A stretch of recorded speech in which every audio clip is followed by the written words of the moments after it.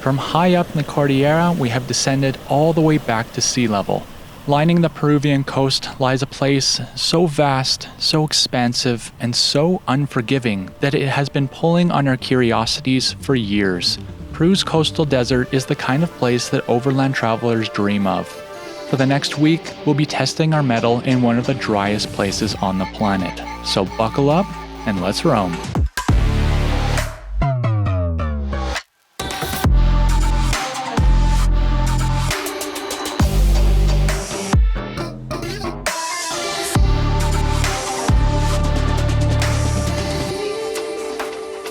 Some roads don't simply exist on a map.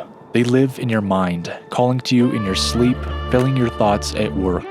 The Pan American Highway, a road spanning the length of North and South America, a 30,000-kilometer road trip through more than 15 countries, is that road for us. Life to us is nothing more than a collection of moments, and we want to fill our moments with adventure. So for 18 months, we'll be driving south from Tuktoyakta, Canada, all the way to Ushuaia, Argentina. From the Arctic to the Andes, through deserts, jungles, and the unknown, we'll live and wander in our self-built adventure mobile, seeking stories, chasing landscapes, and redefining what it means to us to be modern-day explorers. This is our journey.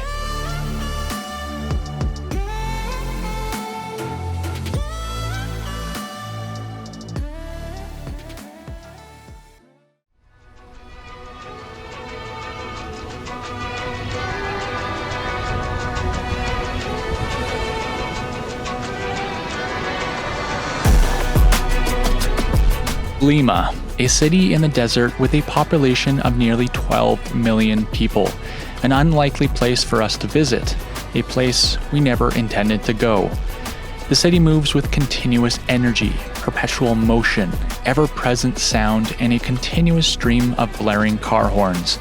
The streets pulse with the craziest drivers we've ever encountered on the Pan American Highway. Road rules are treated more like guidelines, but are ultimately more akin to suggestions. In short, this place is a wild, urban jungle in which a traveler must learn the ways of the jungle quickly or be devoured. After 3 days here fixing our van, spending time with our new friend Klaus and his family, and eating incredible food, it's time to leave and go south to the desert.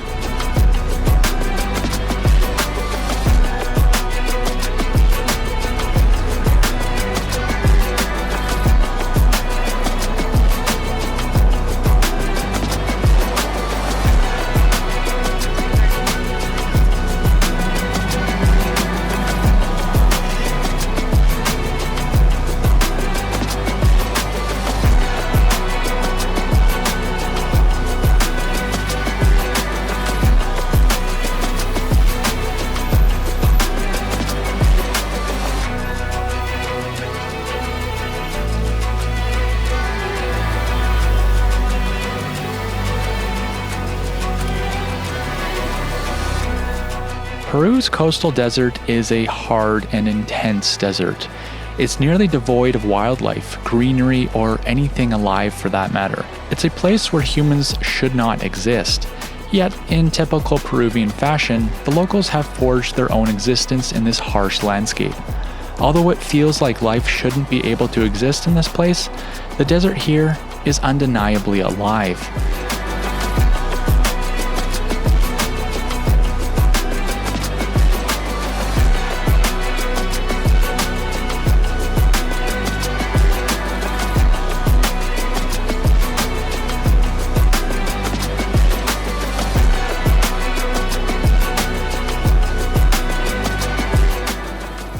We're heading for the Paracas National Reserve.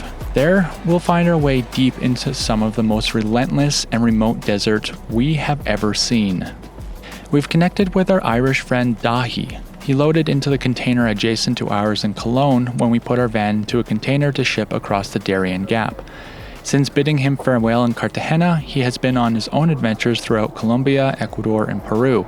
He'll be traveling with us for a portion of the day before heading further south to the town of Huacachina. Well, babe, are you ready to go into the desert for the first time on this trip? I'm ready. The real desert? Yeah. I hope I don't get too dusty. Oh, we're gonna get dusty. Oh, no. After airing down our tires in preparation for some serious desert driving, we pull out onto a short stretch of tarmac that will lead us to the coast. The adventure is about to begin.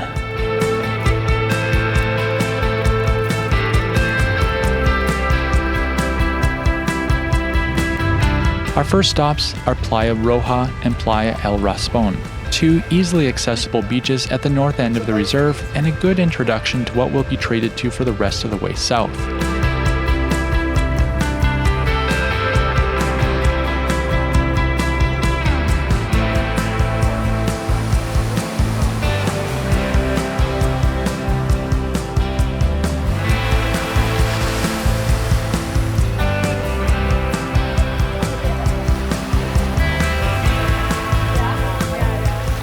The Paracas National Reserve, located in Peru's Ica region about 250 kilometers south of Lima, protects over 335,000 hectares of land and sea where the desert meets the Pacific.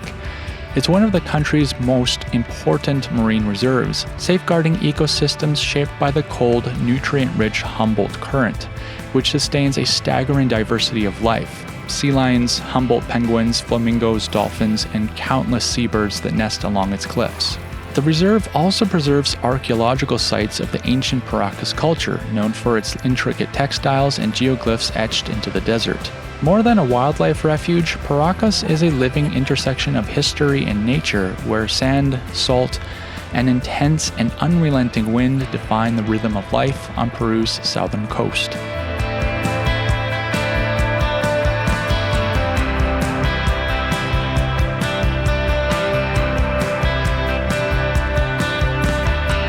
And then the pavement abruptly ended, and out before us stretched a long, seemingly unending expanse of rock and sand. For us, it's an overlanding nirvana. In a sweeping 360-degree glance, there is nothing but outstretched wilderness and the harsh reality that if you go in unprepared, it can unalive you in a spectacular number of different ways. This place is a level of remote that we've never experienced before.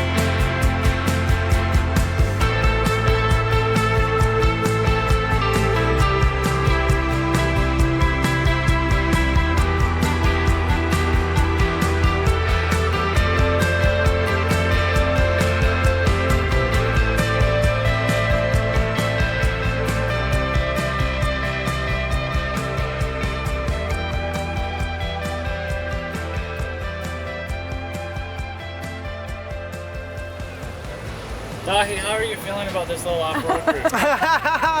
Oh, Megan, that was some really lovely bumpy roads we went on, wasn't it? Yes. I think that was the worst. Yeah. I think Alex's head might have hit the roof. Sorry!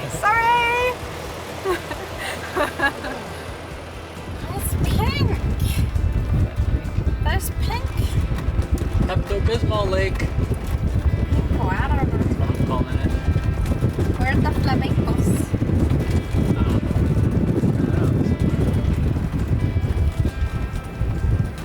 Salinas de Otuman.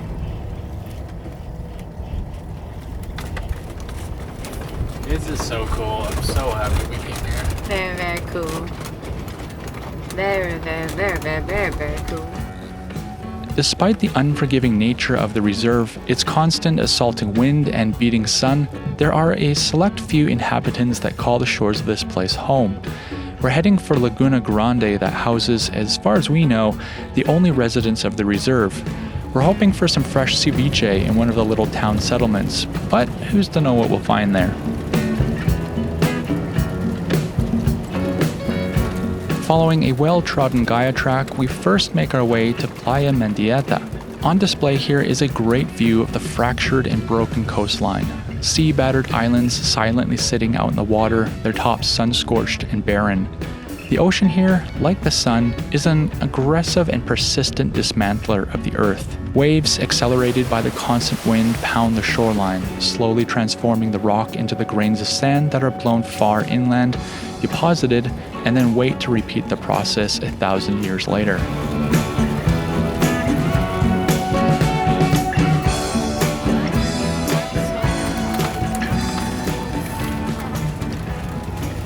Unfortunately, when we arrived in Laguna Grande, we realized shortly after that it was Sunday and that any semblance of a restaurant here would be closed for the day. Instead, we had our own lunch and enjoyed the tranquil surroundings of the sheltered bay.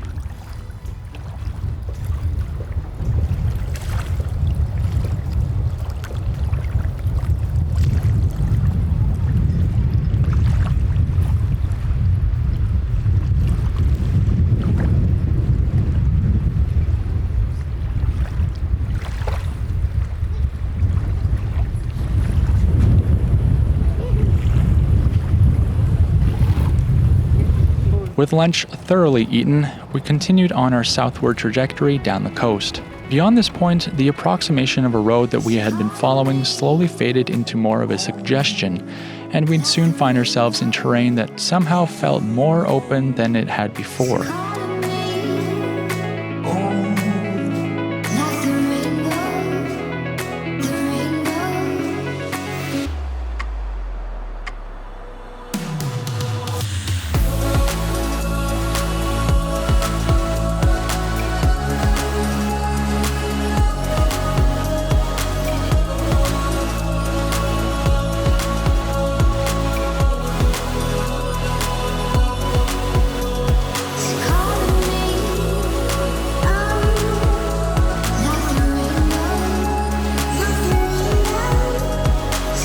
At this point, the road continued along a fairly steep side hill that we weren't necessarily comfortable attempting. Luckily for us, we weren't the first and we found a more direct route up the hillside.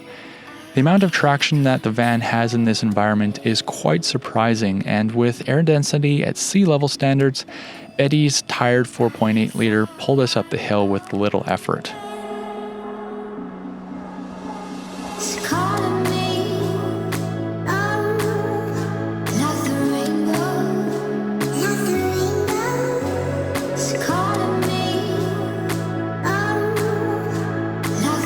Dahi was quick to follow in his forerunner, but soon after, as we encountered the end of the plowed road and a potential roadblock ahead, he made the call to turn around and exit the reserve, as his timeline was far tighter than ours. From here, we'd continue on without our friend, deeper into the desert, deeper into the unknown, and deeper into the remote.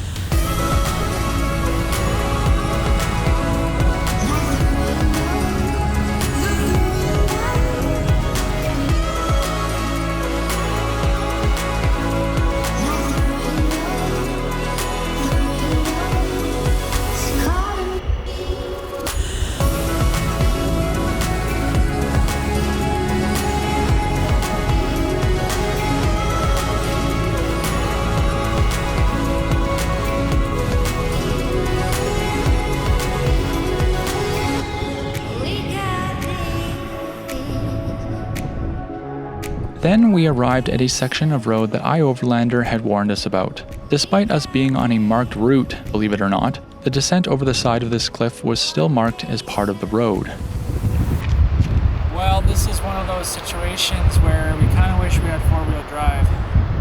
Because down that way, this is kind of like a really steep side hill. I'm pretty sure my friend Max got stuck over there coming through this area. So I think we gotta backtrack, and there's a road that's over there, and we can follow that.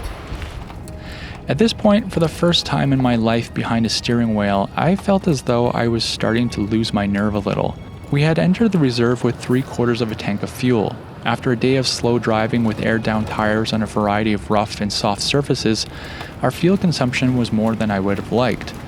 I realized that we'd entered into the reserve less prepared than we could have been. Not knowing the level of remoteness one can achieve here, I had thought too optimistically of our fuel range, and now I'd need to be quite careful of how far out we went into the wilderness. Once again, it's one of those force-fed lessons that come from living on the road and living an overland life day in and day out. But honestly, what better way to learn than experientially?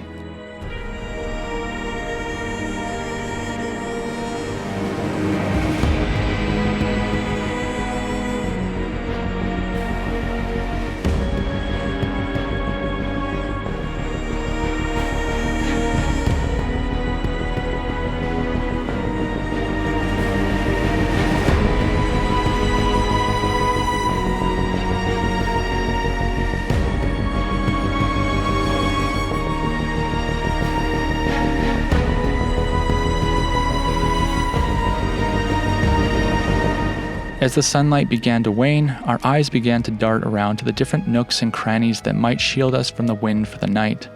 I had some ideas based on a look at the satellite image, but with so many options, it can sometimes result in a longer search for the perfect spot.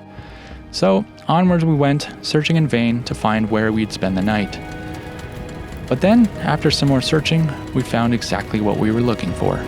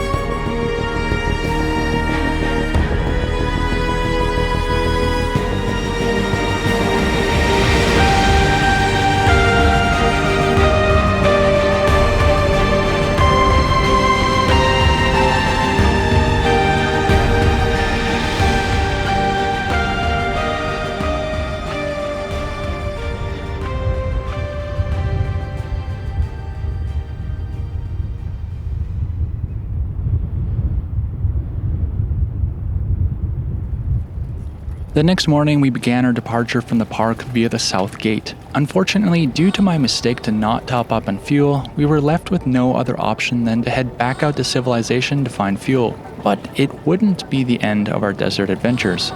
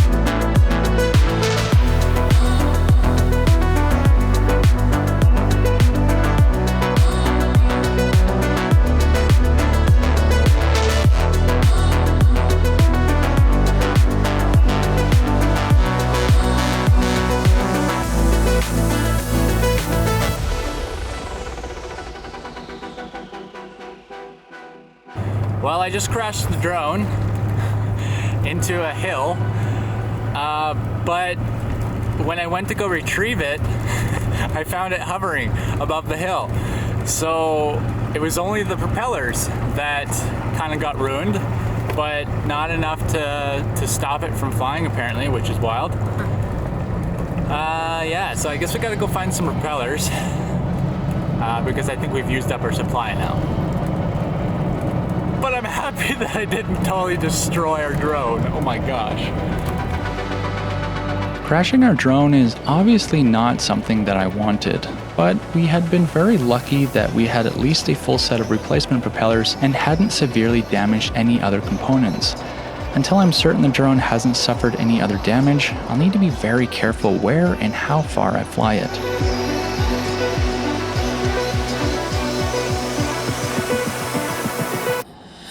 From the desert, we'd head inland towards the city of Ica to resupply. First through the outskirts, where we got a brief look into a walk of life very different from our own. It's not often we show these sides of the countries we travel through. We prefer to focus on natural beauty, but each country we've been to has had low-income neighborhoods like this, and Peru is no different.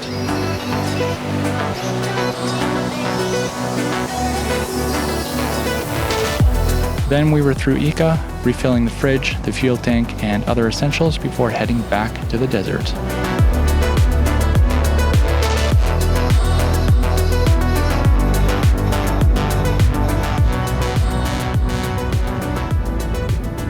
We wandered out into the sand and wind to find a tucked away spot for the night, parked up beside a cliff, and let the wind-powered rocking of the van lull us to sleep.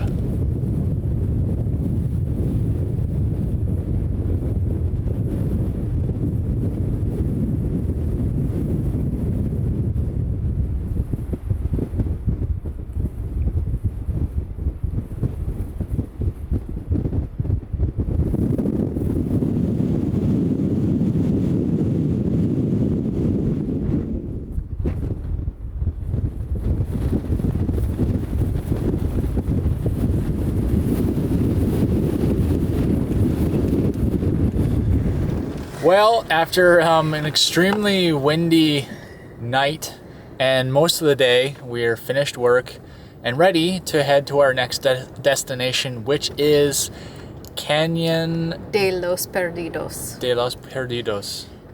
I'm going to put a translation for that because I don't know what it is. Me neither, I don't really. And we're in a really cool Perdidos. area. Like, obviously it's just desert, but we love being in the desert. Probably me more so, but there's something about just being in a place like this with literally no one around. Lost. Perdidos. Oh, it's a lost canyon. Okay, cool. So yeah, we're gonna get after it. We're gonna go find a canyon to walk through. Yeah. The novelty of driving across a landscape without roads, making first tracks, is one that we're rather unaccustomed to, and it's something that you only really experience in a few other landscapes in the world. Otherwise, most of us have lived in a world where we follow roads. Although we only partook in this novelty for a very limited amount of time, it was still a unique and interesting opportunity. Well, I was going to get this really cool shot of us driving straight across the desert, you know, and first tracks, all that stuff, but then a dust storm just kicked up, and the wind is probably like 70 kilometers to 80 kilometers an hour outside. So there's definitely no way that we can put up a drone, which is too bad. But it's a unique experience nonetheless. It's really, really cool.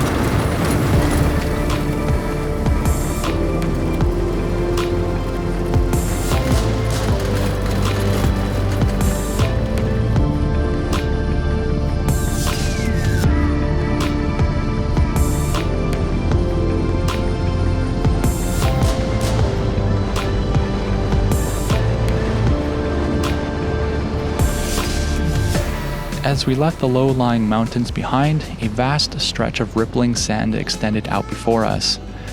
We're aware that there are those who don't really care that much for a desert landscape, but for us, a place like this, with its pastel coloration, infinite and subtle detail, and extreme characteristics, changes us into a couple of kids playing in a sandbox. Literally.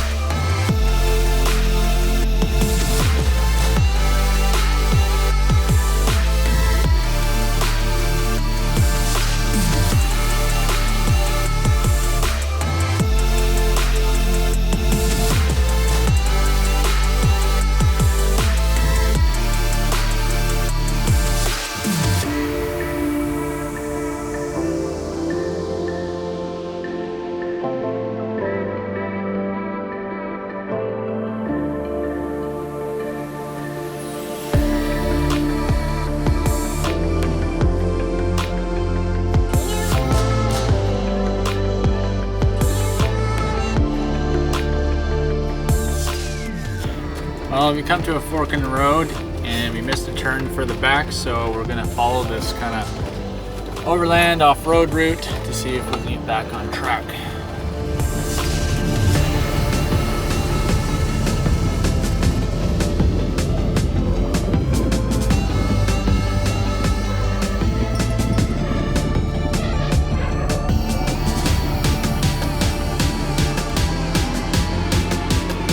For all those watching right now and imagining themselves wistfully gallivanting across the desert in their overland vehicle just like us, we want to offer you a short but clear reminder of the reality of traveling to places like this.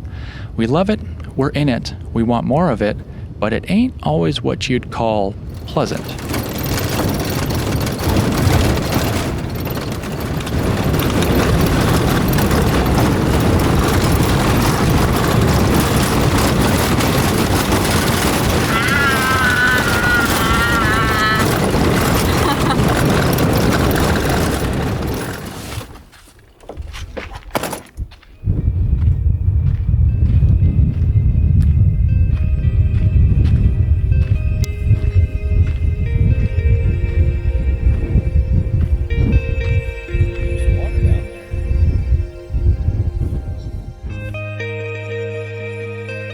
Cañón de los Perdidos, or Canyon of the Lost, is a deep gorge carved into the arid desert near Ocucaje in Peru's Ica region. Hidden for centuries beneath layers of wind-blown sand, this 4-kilometer-long canyon reveals towering sandstone walls, fossil-rich strata, and a winding path that descends to a small lagoon at its base.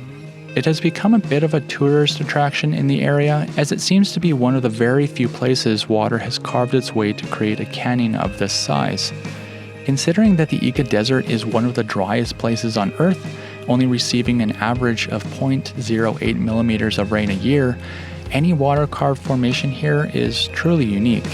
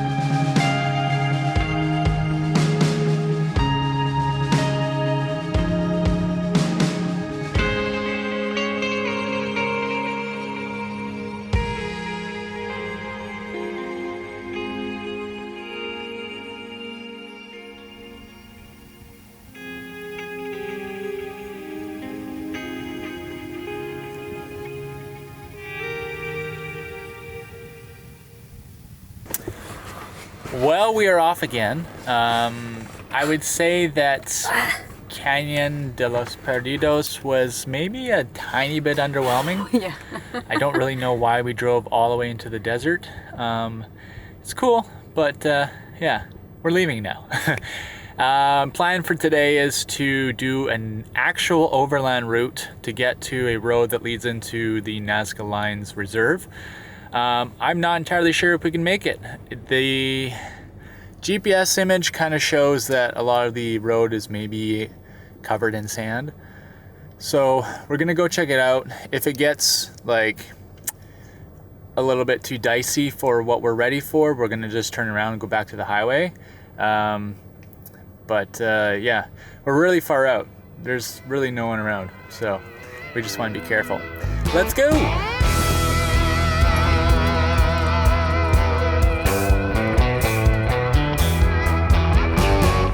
The section of travel we are embarking on, I think, is in the true spirit of overland travel. We've got a loose destination, but we'll be attempting a route that is both quite remote and, as we'll find out, quite challenging. It's the kind of thing that I've dreamt about for years. Instead of just obediently following a paved road, we're venturing out into the wide open to test our skills and resolve, just to see if we can get to the other side.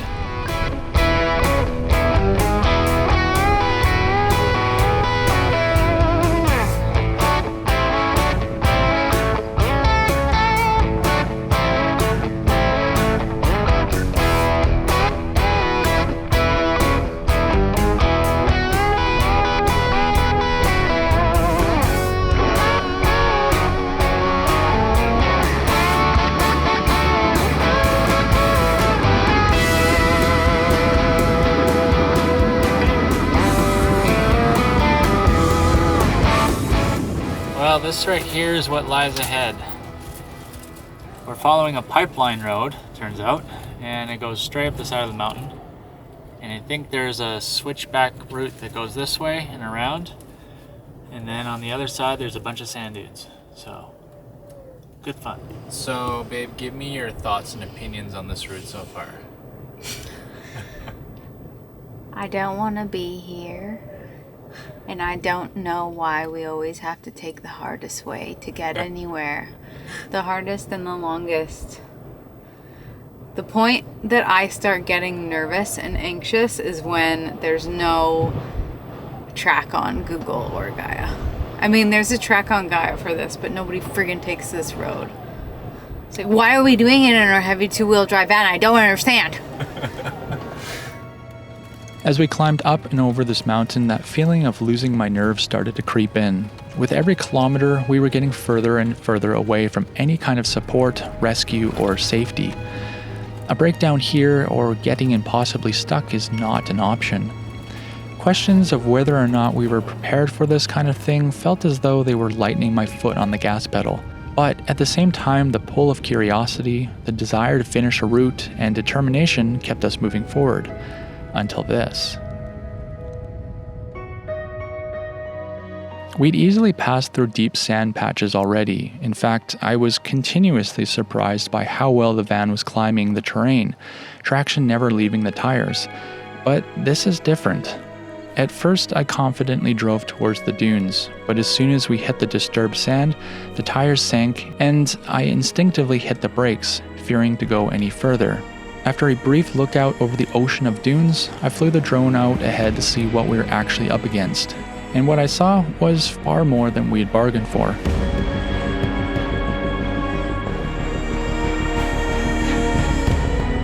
We were close, but also so far. The stretch of dunes that lay between us and the completion of our route was unlike anything we'd ever attempted to tackle before. We're fairly confident in the sand, but this is a lot different.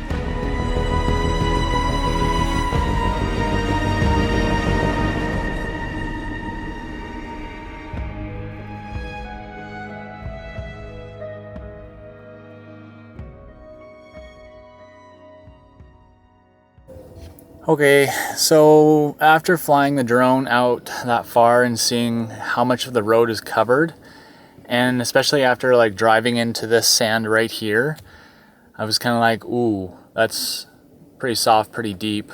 It's going to be a little bit of work to get the van backed up to where we're safe.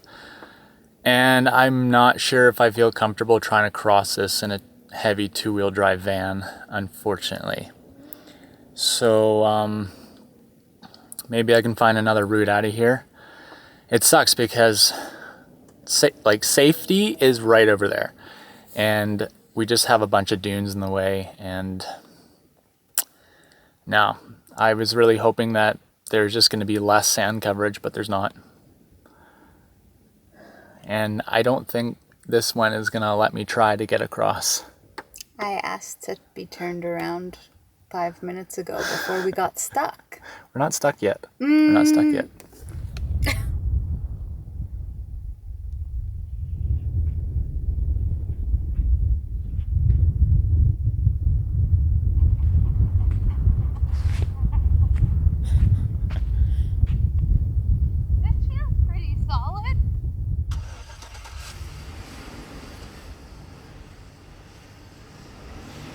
With my first attempt at backing up, it was immediately evident that this sand was bottomless and could have us easily stuck for a long time. A measured and slow approach to getting out was definitely necessary.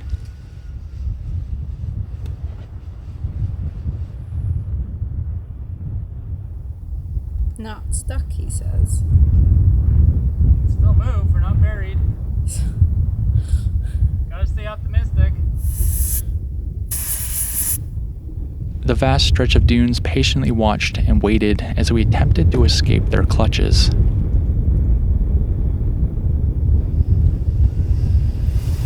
The trick to not getting stuck in sand is not spinning your tires. Luckily, Betty is so heavy and undergeared that spinning tires is actually quite difficult, which might be kind of our sand driving superpower.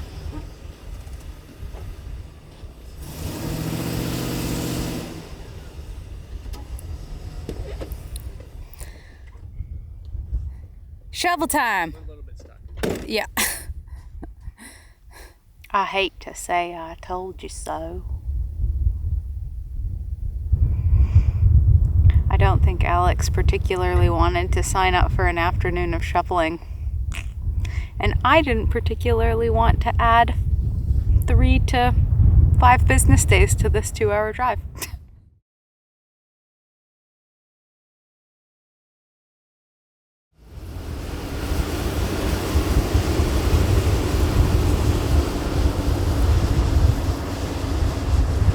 After shoveling a bit of sand out of the way of all the tires, Betty could easily roll and quickly accomplish the flotation I was hoping for. Will she have enough juice to reverse up the hill? Thank you, sea level. We love you. From there, she easily backed up the hill to safety. While walking on the dunes that lay ahead of us, we both noticed a different consistency and stability in the sand that wasn't disturbed by previous traffic. Hey! Are you sure we're trying again? Still curious and wanting to see if we could make it across, I tested the undisturbed sand, and then just kept on driving. I don't wanna do.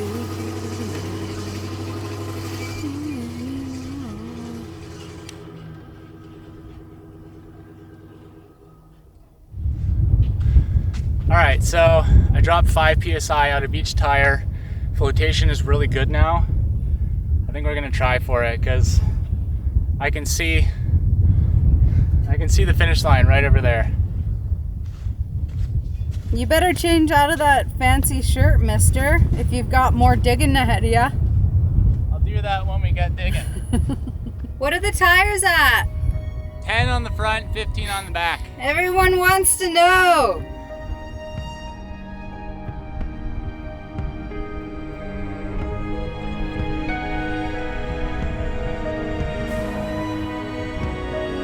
Then onward and out into the dunes we went. The tires, as low as they were, provided plenty of flotation, and we rolled over the sand easily, barely leaving an imprint. But then we crested the hill and got a clear view of the valley that lay ahead, and our optimistic outlook quickly vanished.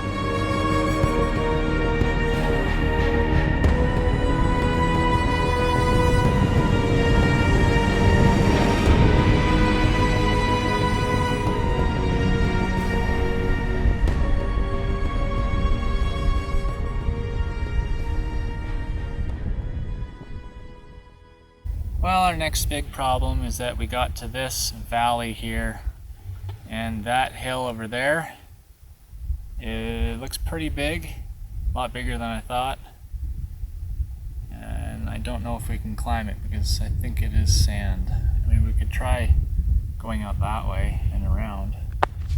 Okay, ultimately we've made the decision to turn around, go all the way back, because I think back there, that hill that I was showing you guys is actually sand. It's just different color, and I thought it was dirt. So I figured surely if we got to it, we could climb it. But it's the same as this stuff that we're standing on right now. And we could probably float across this sand all day long, but we just don't have a support vehicle. And if we get ourselves into a situation that we're really stuck, then we're stuck here for days, and we don't want that, so we're going back. Knowing when to turn back is a skill, and we have had to exercise that skill a lot in the years that we have been traveling around in a heavy two-wheel drive van. As it has developed, this skill has saved us a lot of time, effort, and frustration, and today I think the possibility of it saving us a lot of all three was highly likely. As we've stated so many times, we're learning new and very important lessons every day as we travel the Pan American Highway. Lessons about how to be prepared, how to relinquish control of situations, and lessons on how to approach difficult scenarios. They're all force-fed to us on the daily, sometimes barely giving us time to breathe. We're making sure to hang on to these lessons and to be ready to use them in the future. Leaving the dunes, I felt pretty defeated and was left wanting for the things we don't have, like four-wheel drive and a support vehicle. But maybe this adventure wasn't meant for us at this time. Maybe there's a very good reason why we were turned around, prevented from going further into the desert. Maybe we'd find out that reason very soon. We eventually made our way back out to the highway and on towards the Nazca Lines.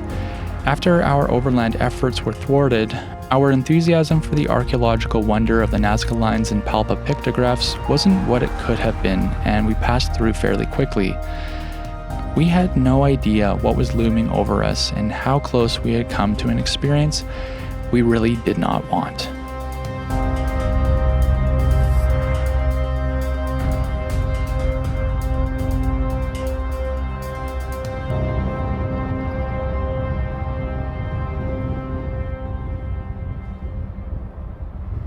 Well, what do you think about the lines?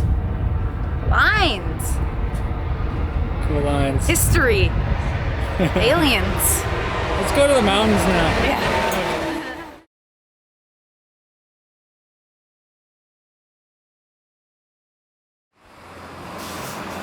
Well, surprise, we're still in the desert.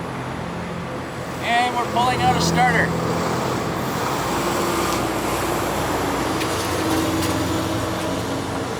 Are you the culprit? Alright, so, we left the desert and the plan was to head for the mountains, and we noticed on the day that we were going to leave, that was the day that we saw the Nazca Lines, that the engine was turning over like slower and slower, and Alex figured, oh, the starting battery is definitely dying. Yeah, we've got to figure this out. So instead of going up the mountains, we decided to come to the town of Nazca because it's a much larger town, and if we did really get stuck or need to buy anything, this is our best bet. So we got stuck trying to get to Nazca. We couldn't start the van up in the parking lot of a gas station, and we ended up being able to get a jump and then drove to Nazca, got to a campground. The next morning, we also couldn't start up, and we figured the problem was the cable from the alternator to the starting battery. So we ended up trying to get a jump in the campground from a big diesel truck and couldn't start the engine up. And as a last-ditch effort, Alex thought, oh, I'll just see if I can tighten any of the connections anymore. And he was able to get the cables of the starter a little bit more tightened, and we started it up. Drove into town, sourced the new cable, and then drove to a gas station to park up and do the repair. We got to the gas station, Alex replaced the cable, no luck. He spent like 8 hours yesterday just trying to diagnose the problems. And yeah, we just came up short. We even replaced our starting battery, which didn't turn out to be the problem. So now we're left with the only thing to check is the starter. And it's unfortunate because we can't, we're trying to source a new starter here, but we're just really uncertain if they'll have the same part. So Alex this morning has pulled out the starter, and we're gonna see if he can clean off the solenoid, if that's the issue, or take it apart and see if he can take a crack at rebuilding it. But yeah, if this doesn't work, then We're waiting. We're gonna be stuck here waiting for a part. And we are in a noisy town, a dusty, hot town, and we're parked on the side of a super busy highway in a gas station that doesn't actually allow camping. So it's really not a great situation. So what I suspect is apparently on these starters, the main failure point is the solenoid. And because we, by the end of the day yesterday, had no more clicking at the solenoid when I was turning the ignition, I'm gonna pull that first and inspect it, see if the points on the inside are serviceable. I don't even know if this is serviceable with the tools that I have. So we might see if we can just replace this, but I'm still going to pull apart the whole starter and clean the armature inside, clean the points, and hope for the best. And yeah, we'll see how we do from there. But this is the first time I've ever taken apart a starter, and I'm doing it in a gas station parking lot in Peru. So great. This is what we're dealing with. Constant traffic, constant honking. It's before 8 a.m. so it's still cool, but it's gonna get hot. It's a bit dirty inside. Good thing we've got these handy dandy drone tools, hey? Yeah. Who would have known drone tools would have cleaned this? Okay, so we can see that our armature is quite dirty. So that might be part of the problem. So I gotta figure out how to pull this without letting the points shoot out on me. And maybe I can clean the points. So, yeah. Why is it so dirty? Just years and years of use. 5 years of use. So I had to replace the starter back in 2020, I think, before I met Alex. I was on a road trip up in the Yukon, and it went out on me when I was in Watson Lake, and so I got it replaced at a shop in Watson Lake, and they, of course, put in the cheapest starter that you can buy. So maybe that's... It's not the cheapest, but it's not... I think it is on... Isn't it the cheapest on Rock Auto? I didn't look closely, but I think there's cheaper. There's always cheaper. There's always cheaper, he says.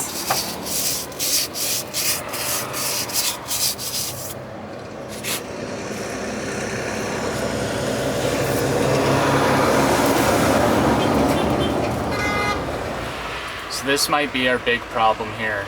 Our points are almost completely ground down on this starter. And like trying to find points in Peru is probably going to be next to impossible. So we might get a few more starts out of this. I don't really know for sure, but like these little springs that push the points out towards the smaller armature are like almost completely maxed out.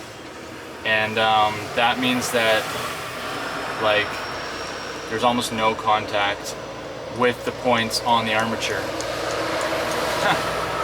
So yeah, not awesome. How she goes. Well, the starter's reassembled, and I'm gonna reinstall it, and then we'll have that beautiful moment of truth where we're either elated or totally let down. Yeah, let's go. Let's see if she starts up.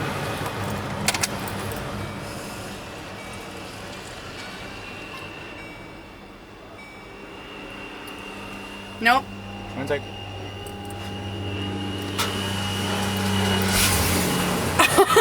Holy shit, it worked! Oh my gosh, I can't believe it worked.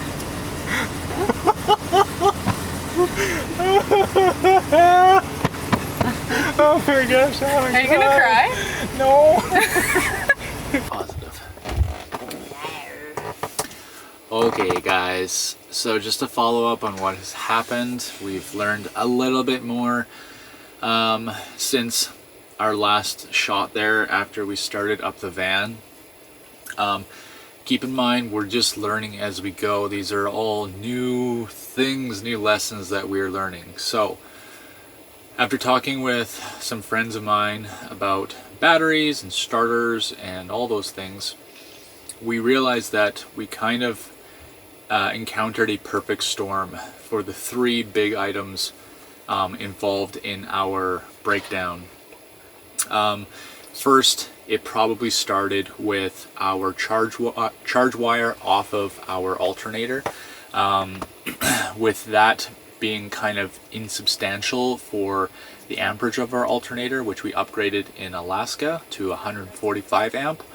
The kind of narrow gauge wire going to the battery wasn't sufficient, and I actually found that it had melted and corroded, which was likely damaging to the battery. And then because the battery was partially damaged from that, possibly, this is all hypothetical, and then all the winching and airing up that we've done recently, that likely put a higher strain on the battery.